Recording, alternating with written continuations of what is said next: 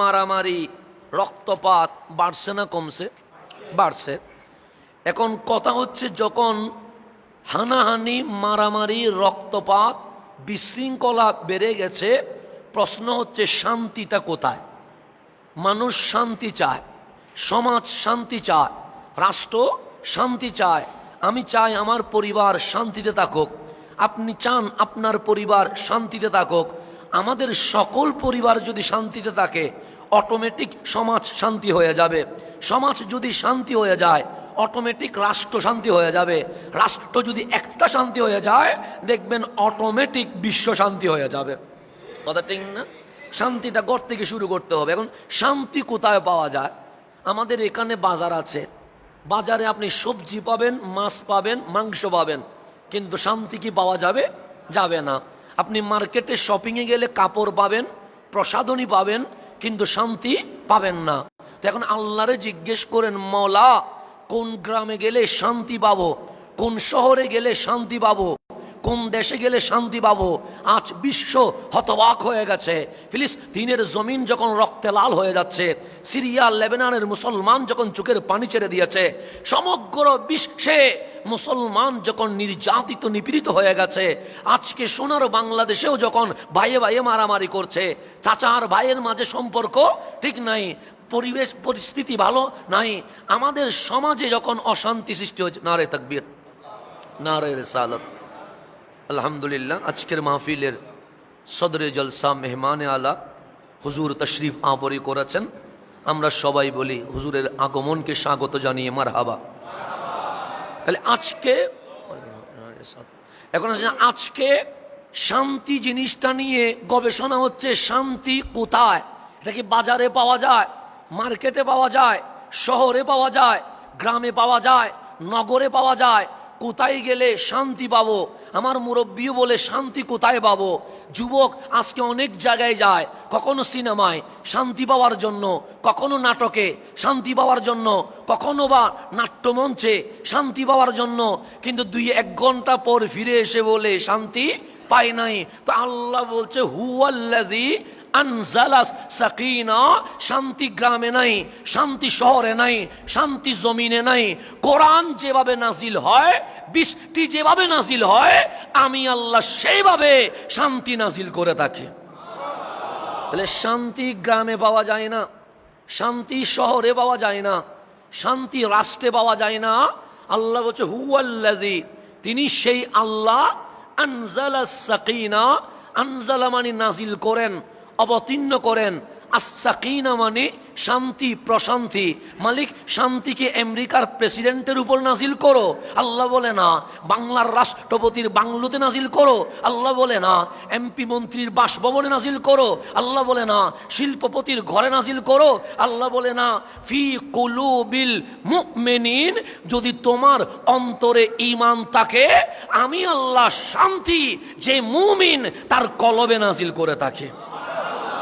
তাহলে শান্তি নাজিল হওয়ার জন্য মুমিন হওয়া লাগবে। কি হওয়া লাগবে?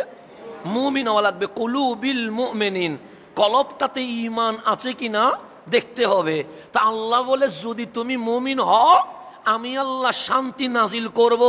মাঝখানে পর্দা নাই, মাঝখানে কোনো ভেজাল নাই, ডাইরেক্ট মুমিনের কলবে শান্তি নাজিল হয়ে যায়। তো কলবে শান্তি নাজিল হইলে মালিক আমি কি 100 কোটি টাকার মালিক হব?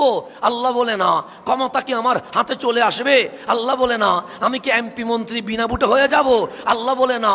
তো শান্তি নাজিল হইলে বুঝবো কেমনে? আল্লাহ বলে, লিয়াস দাদু ঈমানাম মা ঈমানিহিম, যার উপর শান্তি নাজিল হইছে তার আগের ঈমানের অবস্থা যতটুকু ছিল, ঈমানের পাওয়ার শান্তি নাজিল হওয়ার পর কোটি গুণ বেড়ে যায়। এটা ঘোষণা কার?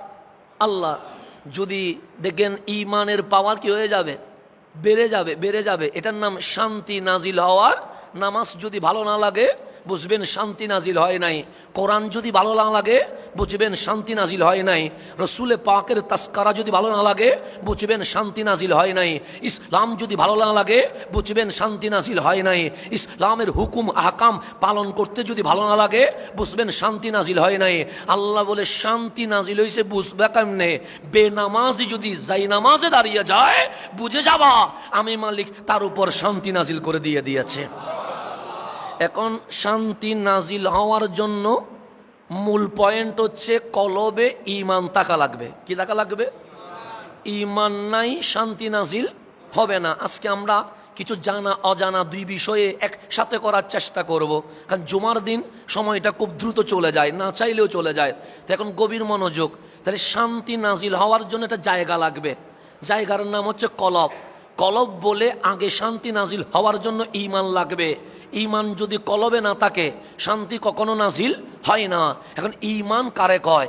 ঈমানটা কিভাবে নিতে হবে? ঈমানটা কিভাবে আসবে?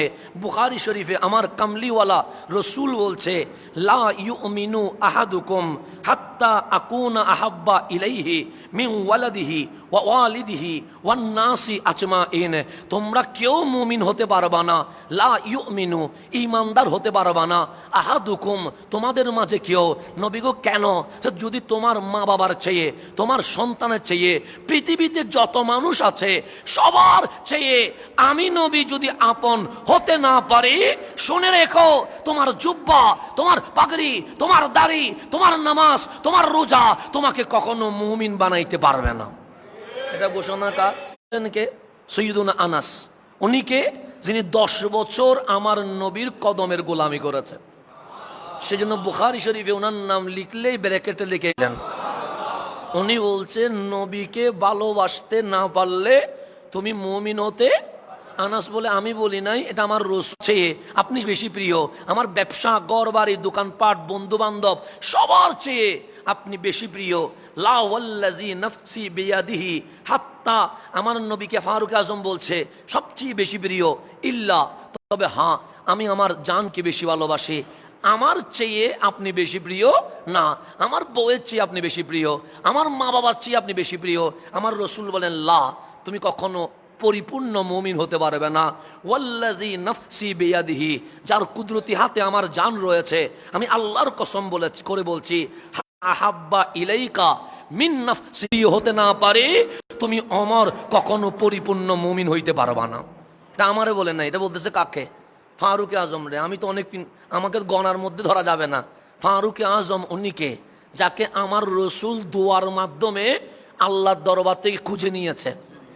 একটা হচ্ছে আপনি নিজে এসেছেন, একটা হচ্ছে আমাকে কল করে নিয়ে এসেছেন। পার্থক্য আছে না নাই?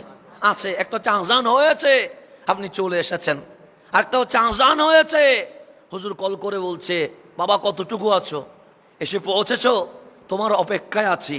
তাহলে দাওয়াত দুইটা বেশ কম আছে না নাই? আছে।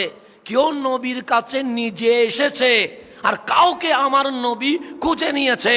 ফারুক আজম এটা এমন জাত যার জন্য আমার কামলিওয়ালা রসুল হাত তুলে মালিকরে বলেছে, মালিক ওমরকে ইসলামের জন্য কবুল করতে হবে।